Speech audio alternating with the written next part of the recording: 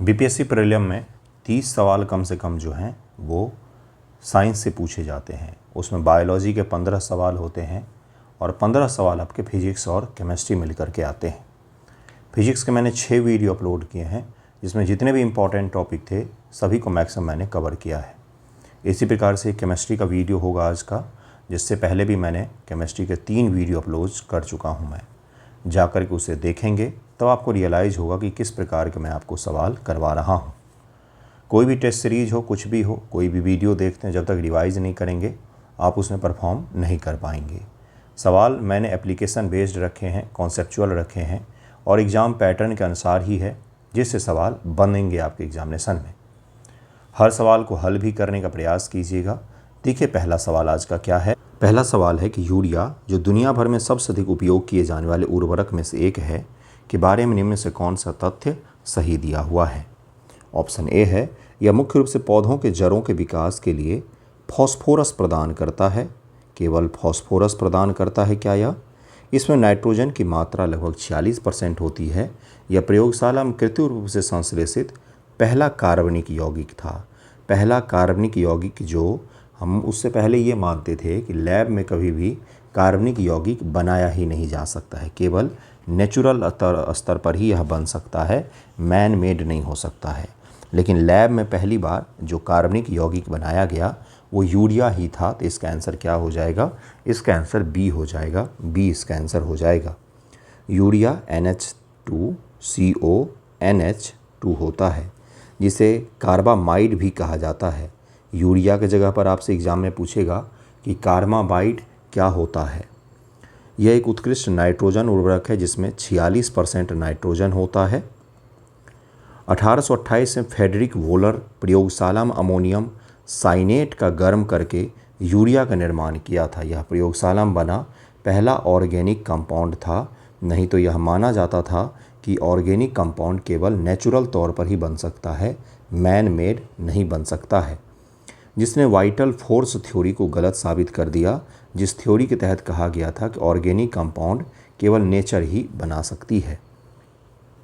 कृषि उर्वरक में NPK का अनुपात बहुत महत्वपूर्ण है। यदि किसान अपने पौधे की मजबूत जड़ों के विकास और बीज निर्माण को बढ़ावा देना चाहता है तो उसे किस तत्व पर अधिक ध्यान देना चाहिए?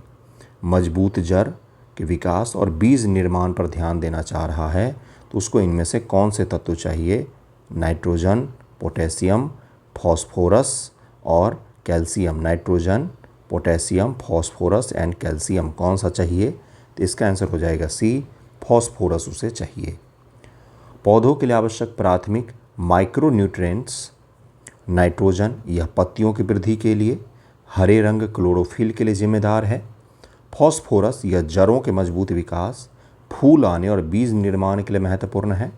पोटेशियम यह पौधों के समग्र रोग प्रतिरक्षा क्षमता और फलों की गुणवत्ता को बढ़ाता है।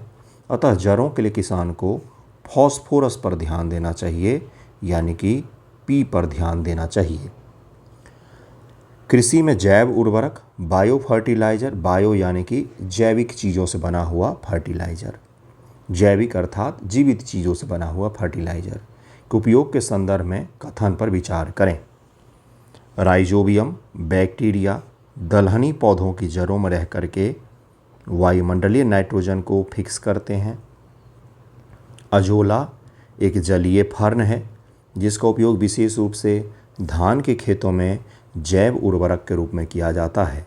और ये सारे सवाल NCERT बेस्ड हैं जो आपके एग्जामिनेशन में पूछा जाएगा। मैं ये NCERT में आपको लाइन बाय लाइन अजोला और राइजोबियम के बारे में दिखा सकता हूँ विज्ञान के NCERT में। इसका आंसर क्या हो जाएगा? बी हो जाएगा। दोनों सही दिए हुए हैं, दोनों कथन सत्य है। जैव उर्वरक सूक्ष्म जीव होते हैं जो मिट्टी के पोषक गुणवत्ता को प्राकृतिक रूप से बढ़ाते हैं। राइजोबियम बैक्टीरिया मटर, चना, सोयाबीन की जड़ों में सहजीवी संबंध में रहते हैं, अर्थात दोनों को फ़ायदा होता है। राइजोबियम को आवास मिल जाता है, भोजन मिल जाता है, बदले में पेड़ पौधों को नाइट्रोजन मिल जाता है। हवा की नाइट्रोजन को नाइट्रेट बदलते हैं। अजोला एक फर्न है जिनकी पत्तियों में एनाबीना नामक साइनोबैक्टीरिया रहता है। एनाबीना नामक साइनोबैक्टीरिया किसके पत्ती में पाया जाता है? ये सवाल पूछ सकता है। फिर आप कहेंगे कि पता नहीं कहाँ से पूछ लिया। एनसीईआरटी का फैक्ट है यह धान के खेतों में पानी के ऊपर तेज़ी से फैलता है, नाइट्रोजन स्थिरीकरण कर धान की पैदावार को यह बढ़ाता है। तो इसका उत्तर बी हो जाएगा। जब हम बहुत तेज़ दौड़ते हैं या अत्यधिक व्यायाम करते हैं तो मांसपेशियों में ऐंठन और दर्द होने लग जाता है, मसल्स क्रैम्प जिसको हम लोग कहते हैं। मांसपेशियों में यह दर्द किस कार्बनिक अम्ल के अचानक संचय के कारण से होता है? जैसे एक्सरसाइज करना छोड़ दिया और आपने रनिंग कर ली, जैसे सीढ़ी चढ़ने की आदत ख़त्म हो गई है और सीढ़ी चढ़ लिया, उठक बैठक लगा करके देख लीजिए किसी दिन, या फिर एक्सरसाइज कर लिया, जिम चले गए या क्रिकेट खेल लिया, तो आपके मांसपेशियों में दर्द होने लग जाता है। तो दर्द कौन सा एसिड है जो आपके मांसपेशियों में बढ़ जाता है मसल्स में, और इसके कारण से पेन होना शुरू हो जाता है? तो इसका नाम है लैक्टिक अम्ल, लैक्टिक अम्ल इसका नाम है। सामान्य स्थिति में कोशिकाएं ऑक्सीजन को उपयोग करके ग्लूकोज को पूरी तरह तोड़ करके एटीपी और CO2 बनाती है। एरोबिक श्वसन इसको कहते हैं, क्योंकि ऑक्सीजन यहाँ पर शामिल है तो एरोबिक श्वसन हो जाएगा ये। लेकिन अत्यधिक व्यायाम के दौरान मांसपेशियों को पर्याप्त ऑक्सीजन नहीं मिल पाता है। ऑक्सीजन की कमी मांसपेशियाँ अवायवीय श्वसन, एनारोबिक रेस्पिरेशन, मतलब बिना वायु के श्वसन की क्रिया करती है, जिसमें ग्लूकोज आंशिक रूप से टूट करके लैक्टिक एसिड बदल जाता है, और इसी लैक्टिक अम्ल के जमा होने से क्रैम्प्स और थकान महसूस होती है। पर्टिकुलर शरीर के विशेष अंगों में दर्द होगा, जैसे घुटने के नीचे का जो मसल्स होता है उसमें दर्द होगा, बाह में आपके दर्द हो सकता है, या फिर कमर में दर्द हो सकता है। तो इस प्रकार के दर्द होते हैं। इसका समाधान क्या होता है? अकॉर्डिंग टू एनसीईआरटी, अगर इस एसिड को बिखेर दिया जाए तो दर्द में राहत होता है। तो बिखेरने के लिए गर्म पानी की सेक की जाती है, गर्म पानी की सेक की जाती है, जिससे यह एसिड जो है यह फैल जाते हैं और आपका मसल्स जो है वो रिलैक्स हो जाता है। तो इसीलिए जब इस प्रकार के दर्द होते हैं तो गर्म पानी से सेकने की सलाह दी जाती है। ट्रैफिक पुलिस द्वारा शराब पीकर गाड़ी चलाने वालों की जांच करने के लिए इस्तेमाल किए जाने वाला ब्रेथलाइजर टेस्ट में कौन सा रसायन होता है जो शराब के संपर्क में आने पर रंग नारंगी से हरा कर लेता है? तो यह तो बहुत आसान सवाल हो गया। पोटेशियम डाइक्रोमेट इसको कहते हैं। ब्रेथलाइजर मशीन में सल्फ्यूरिक अम्ल H2SO4 और K2Cr2O7, इसको हम लोग कहते हैं डाइक्रोमेट का मिश्रण होता है, जिसका मूल रंग नारंगी होता है। जब शराब पिया हुआ व्यक्ति से फूंक मारता है तो उसके सांस से मौजूद इथेनॉल जो है वो पोटेशियम डाइक्रोमेट के साथ रासायनिक प्रतिक्रिया ऑक्सीकरण और अपचयन करता है, और उसके फलस्वरूप उसका रंग बदल करके हरा हो जाता है, नारंगी से हरा हो जाएगा। इसका आंसर सी हो जाएगा।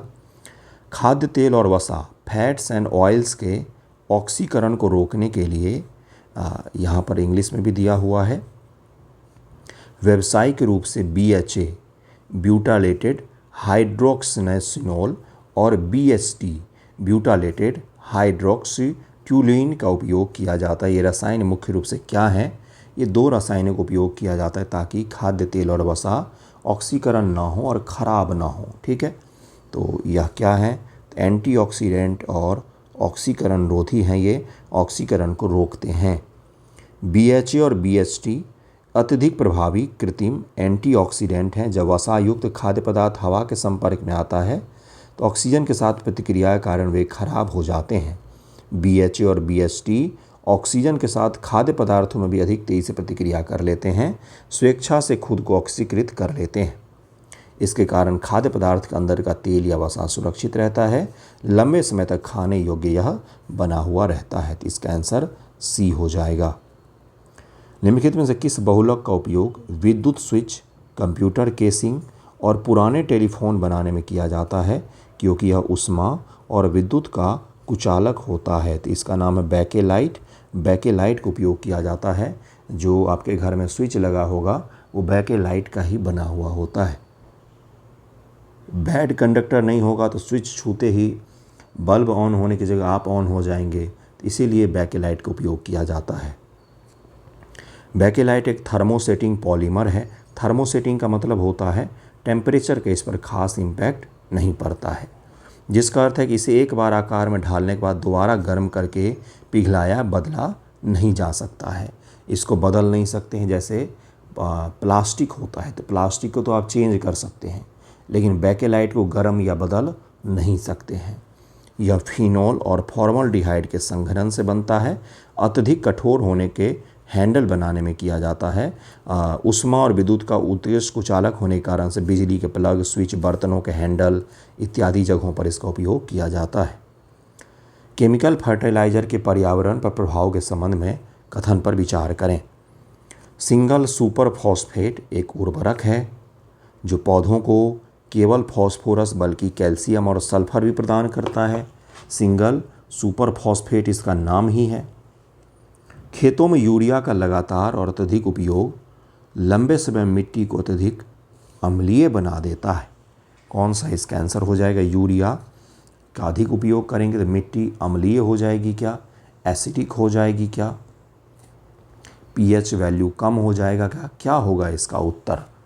इसका आंसर क्या हो जाएगा? कौन से सही हैं, कौन से सही हैं? यहाँ पर आंसर ज़रूर निकालिएगा, केवल सुनने से काम नहीं चलेगा। दोनों सही दिया हुआ है।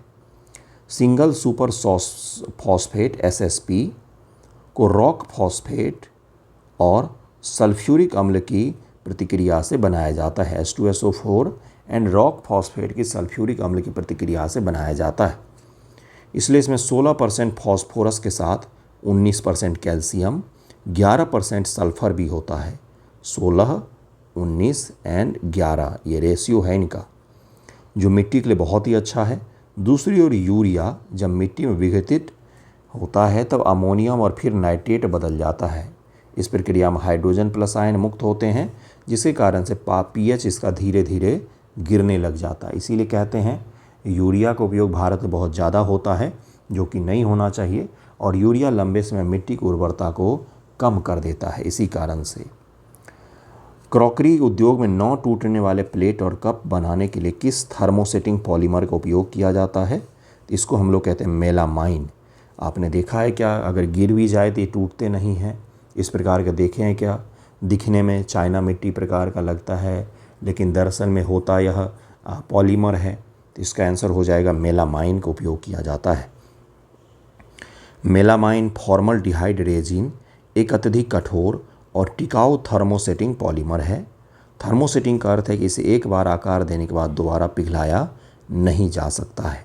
यह ऊष्मा का अत्यधिक प्रतिरोधी होता है, आसानी से नहीं टूटता है, जिसके कारण इसका उपयोग मुख्य रूप से माइक्रोवेव सुरक्षित और न टूटने वाले रसोई के बर्तन और क्रॉकरी इत्यादि बनाने में किया जाता है।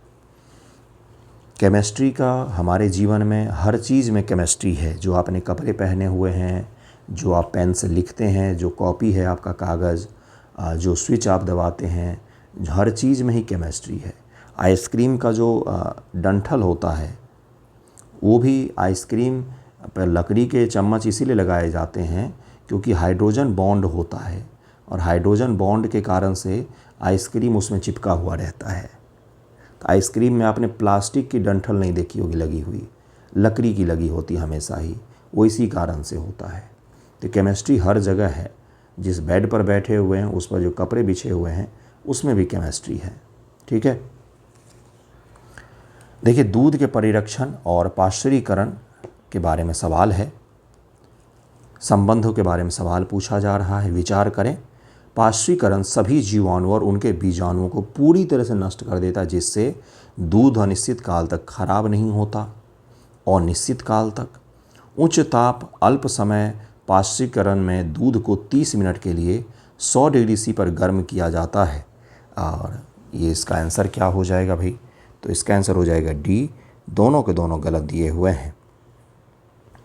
दोनों कथन गलत हैं, क्योंकि पाश्चुरीकरण केवल रोगजनक जीवाणुओं को मारता है, बीजाणुओं को नहीं।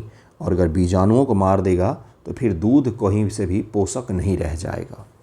इसलिए पाश्चुरीकृत दूध को फ्रीज में रखना पड़ता है। सभी बीजाणुओं को मारने वाली प्रक्रिया स्टेरलाइजेशन या UST कहलाती है। कथन 2 भी गलत है, क्योंकि HTSC high temperature short time विधि में दूध को 72 डिग्री सी पर केवल 15 सेकेंड के लिए गर्म किया जाता है, न कि 30 मिनट के लिए। और गर्म करने के बाद इसको तुरंत से ठंडा कर देते हैं।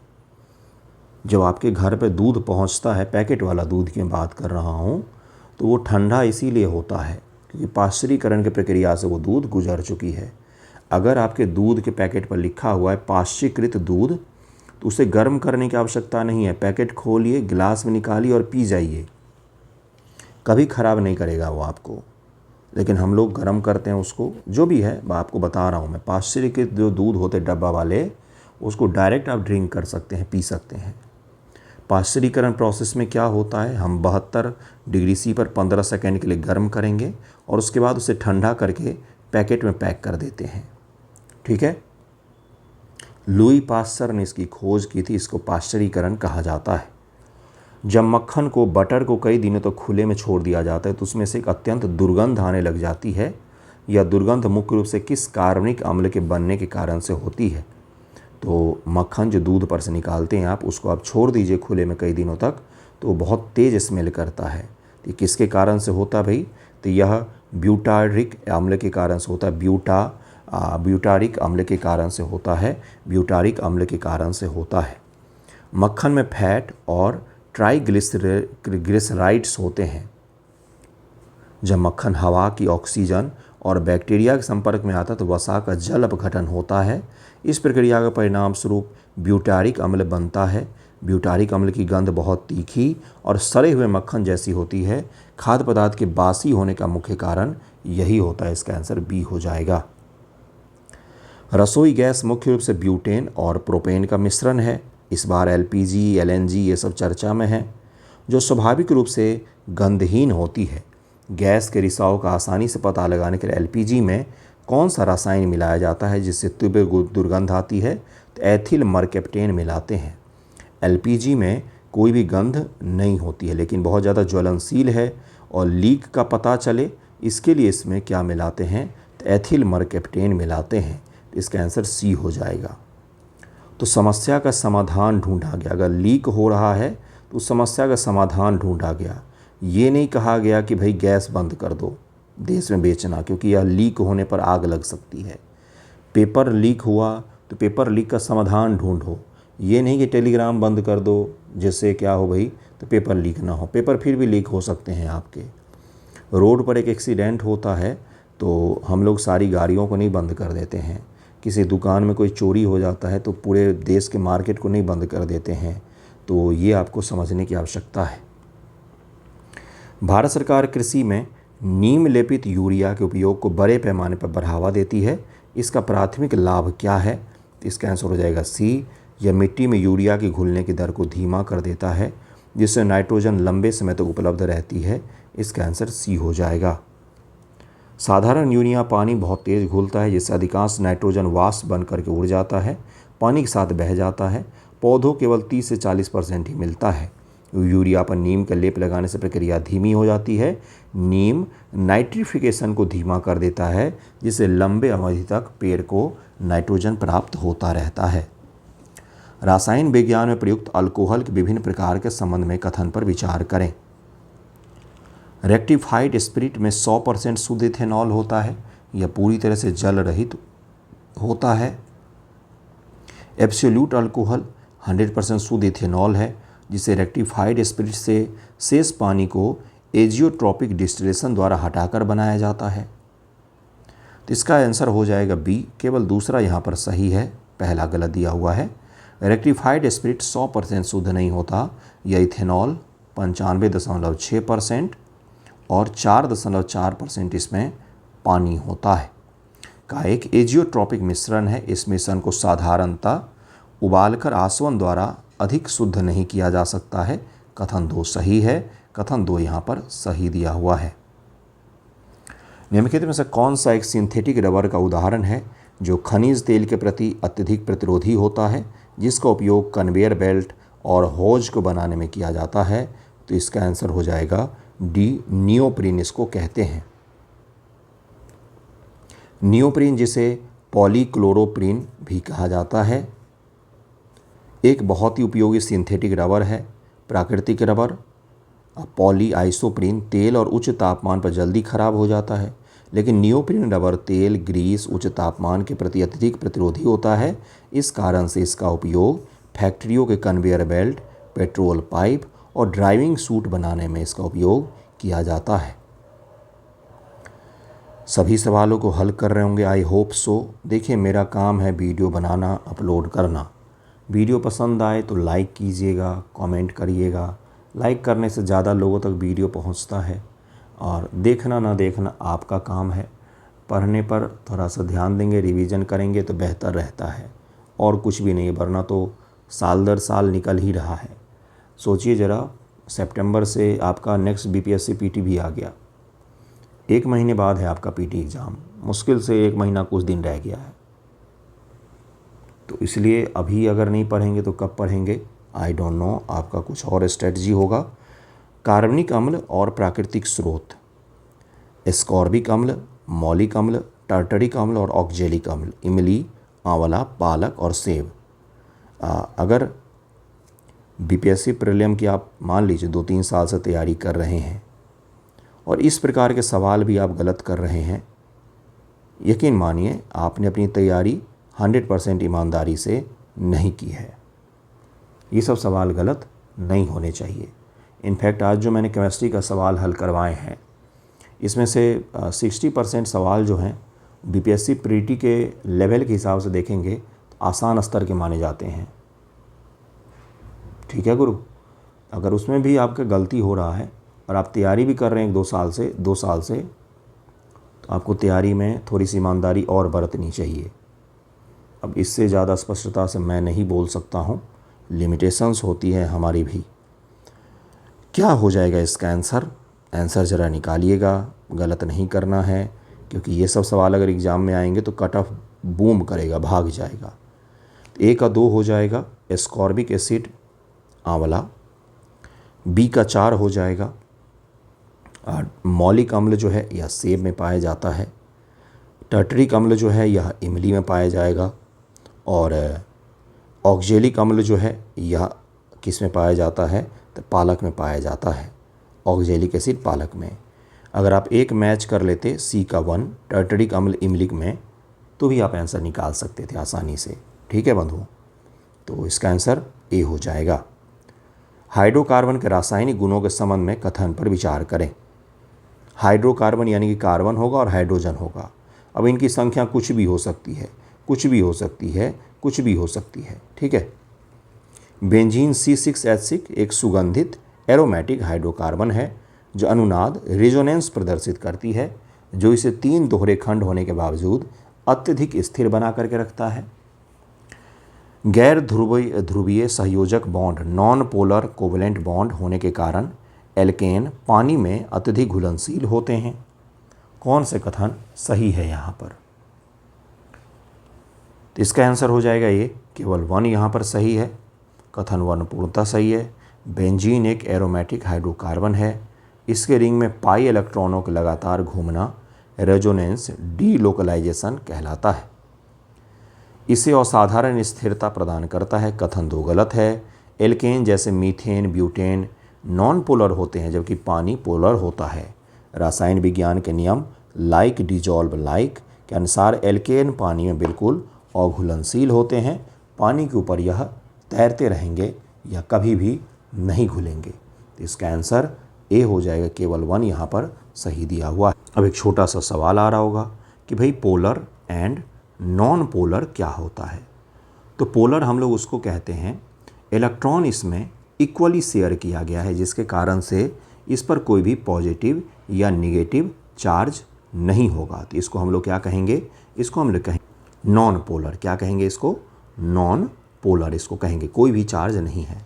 वहीं पर पोलर किसको कहा जाता है बंधुओं? तो पोलर कहा जाता है means electron are shared unequally creating positive and negative poles, जिसके कारण से इन पर पॉजिटिव या निगेटिव पोल्स बन जाते हैं। इलेक्ट्रॉन का शेयर जो है वो अनइक्वली होता है। जबकि नॉन पोलर में क्या होता है? बैलेंस होता है, इलेक्ट्रॉन का शेयर इक्वली किया जाता है, जिससे न्यूट्रल चार्ज होता है, इनके मॉलिक्यूल पर कोई भी चार्ज नहीं होता है। जबकि पोलर में क्या होगा? कोई भी चार्ज होगा, पॉजिटिव या निगेटिव, कोई ना कोई चार्ज जरूर ही होगा, जिसके कारण से यह क्या हो जाते हैं, जिसके कारण से यह पोलर हो जाते हैं। तो like dissolve like, polar polar को घोलता है, नॉन पोलर को घोलता है। अचार पिकल्स को लंबे समय तक खराब होने से बचाने के लिए सिरका विनेगर का उपयोग किया जाता है। सिरका खाद्य संरक्षण में किस प्रकार से काम करती है? तो इसका आंसर क्या हो जाएगा भाई, निकालिए। 4 ऑप्शंस यहाँ पर दिए गए हैं, डी भी दिखा दिया है मैंने आपको, ए से डी तक क्या हो जाएगा इसका आंसर? इसका आंसर हो जाएगा डी। यह भोजन के पीएच को काफ़ी कम कर देता है, जिससे एक अत्यधिक अम्लीय वातावरण बनता है जिसमें बैक्टीरिया जीवित नहीं रह सकते हैं। सिरका की यही खासियत होती है। विनेगर 5 से 8% एसिटिक अम्ल CH3COOH होता है। खाद्य पदार्थों को सड़ाने वाले अधिकांश हानिकारक जीवाणु फंगस एक तटस्थ न्यूट्रल पीएच के आसपास वातावरण में ही पनपते हैं। जब अचार में सिरका डाला जाता है तो यह तरल का पीएच बहुत कम कर देता है। इस अत्यधिक अम्लीय वातावरण में बैक्टीरियाएं जीवित नहीं रह सकती हैं। चीनी उद्योग के उपोत्पाद सीरा से इथेनॉल के औद्योगिक उत्पादन किण्वन के दौरान यीस्ट में मौजूद कौन सा एंजाइम ग्लूकोज और फ्रुक्टोज को इथेनॉल और कार्बन डाइऑक्साइड में परिवर्तित करता है, और यही इथेनॉल हम लोग बनाने का प्रयास कर रहे हैं। अपने देश में इथेनॉल मिश्रित जो पेट्रोल आ रहे हैं वो यही इथेनॉल है, यही प्रक्रिया है, उसमें यीस्ट भी शामिल होता है। 31 का आंसर क्या हो जाएगा? सी हो जाएगा, जाइमेज हो जाएगा। और इथेनॉल देने वाले जितने उत्पाद हैं, चाहे वो गन्ना हो, मक्का हो, या फिर धान हो, गेहूं हो, कुछ भी हो, ये सब के सब बहुत ज़्यादा पानी चाहिए होता है। अर्थात इथेनॉल जो है इको फ्रेंडली तो नहीं है। बिल्कुल सही सुन रहे हैं आप, इससे कोई पर्यावरण को नुकसान ना हो ऐसा तो नहीं है। तो इसका आंसर सी हो जाएगा। किण्वन फर्मेंटेशन प्रक्रिया में यीस्ट खमीर का उपयोग होता है जो 2 मुख्य एंजाइम छोड़ते हैं, इन्वर्टेज एंड जाइमेज। सबसे पहले इन्वर्टेज सुक्रोज चीनी को तोड़ करके ग्लूकोज एंड फ्रुक्टोज बनाता है। इसके बाद जाइमेज एंजाइम सीधे ग्लूकोज फ्रुक्टोज C6H12O6 को तोड़ करके C2H5OH बना देता है, और ये OH के कारण से इथेनॉल हो गया। कार्बन डाइऑक्साइड CO2 गैस बदल देता है। अर्थात इथेनॉल प्लस कार्बन डाइऑक्साइड का इमिशन होगा इथेनॉल प्रक्रिया के बनाने के दौरान, यानी कि 100% यह इको फ्रेंडली तो नहीं है। इसका आंसर सी हो जाएगा। एग्रीकल्चर फर्टिलाइजर के संबंध में कथन पर विचार करें। सुपर फॉस्फेट ऑफ लाइम पौधों को उच्च मात्रा में नाइट्रोजन प्रदान करता है। निर्जल अमोनिया एक ठोस उर्वरक है जिसका उपयोग सीधे पत्तियों पर छिड़काव के लिए किया जाता है। इसका आंसर हो जाएगा डी। दोनों ही गलत दिए हुए हैं। कथन 1 गलत है क्योंकि सुपर फॉस्फेट मुख्य रूप से फॉस्फोरस प्रदान करता है। कुछ देर पहले ही हमने देखा, नाइट्रोजन नहीं। इसका उपयोग जड़ों के विकास के लिए किया जाता है। निर्जल अमोनिया कोई ठोस पदार्थ नहीं है, यह एक उच्च दबाव वाली संपीड़ित गैस है, कंप्रेस्ड गैस है। इसे ट्रैक्टर के माध्यम सीधे मिट्टी गहराई में इंजेक्ट किया जाता है, पत्तियों पर नहीं, क्योंकि हवा में उड़ जाती है। तो इसका आंसर डी हो जाएगा।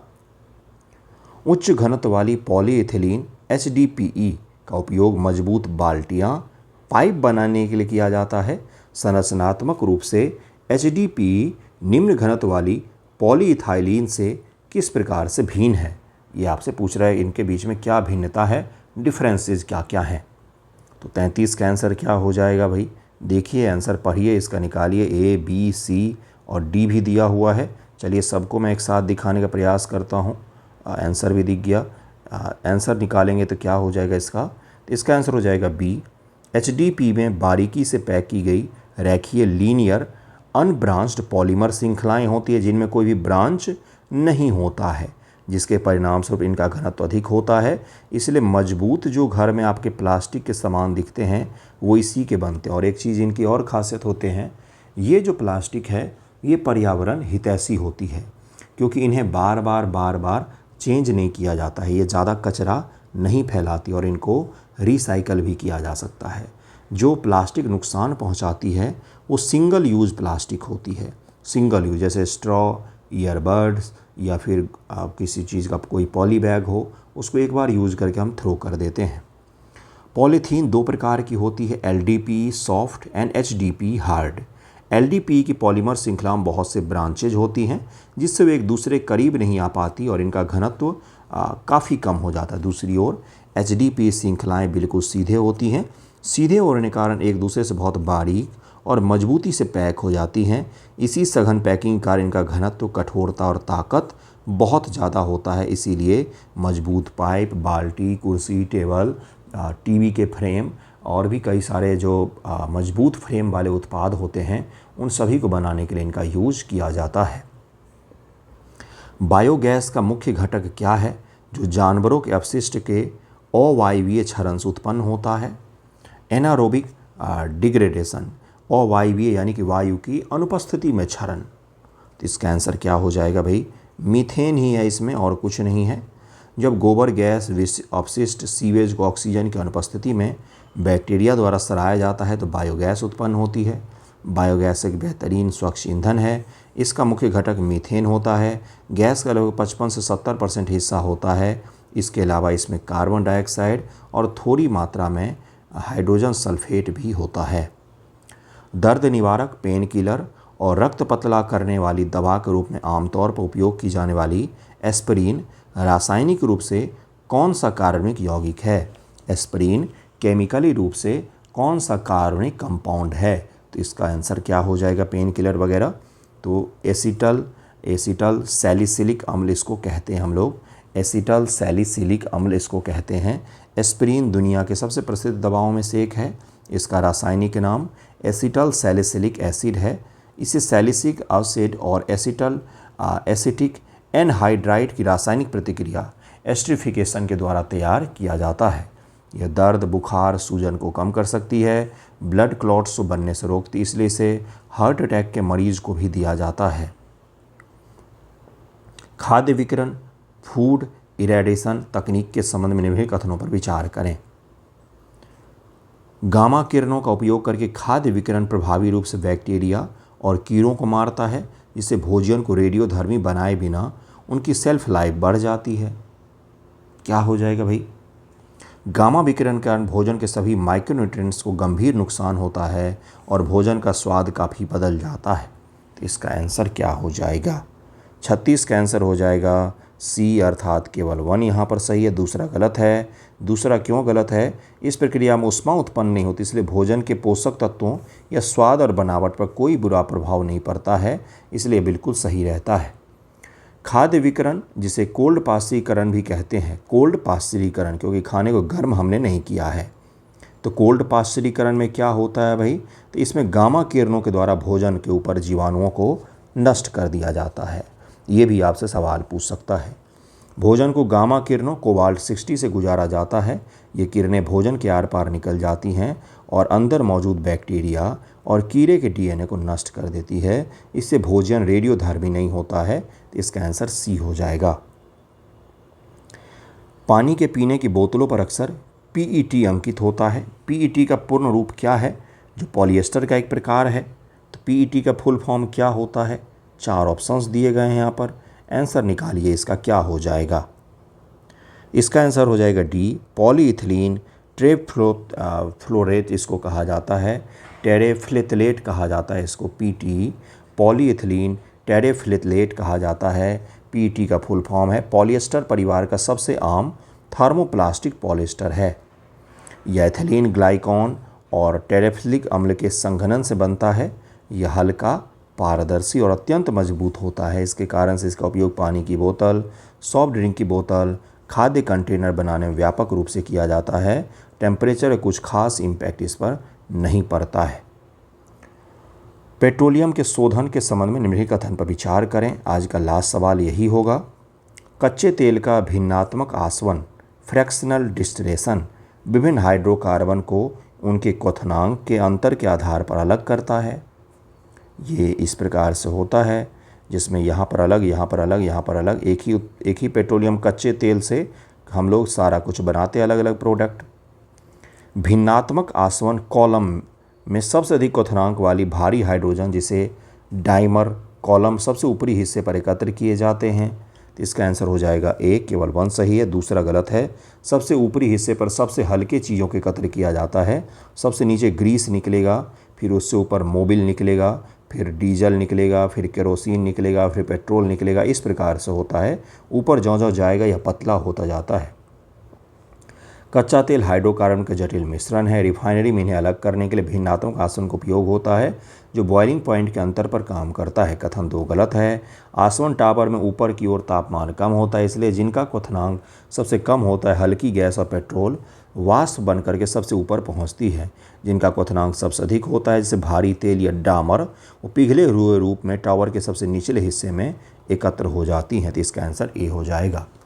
हमने इसमें काफ़ी सारे सवाल किए हैं। एप्लीकेशन बेस्ड सवाल हैं, कॉन्सेप्चुअल सवाल है, इसी प्रकार के सवाल अब केमिस्ट्री में पूछे जाते हैं। वीडियो पसंद आया हो तो लाइक करके जाइएगा, बताइएगा कमेंट करके, शेयर कर सकते हैं आप जो भी देखते हो उनके साथ में। धन्यवाद आप सभी का वीडियो देखने के लिए।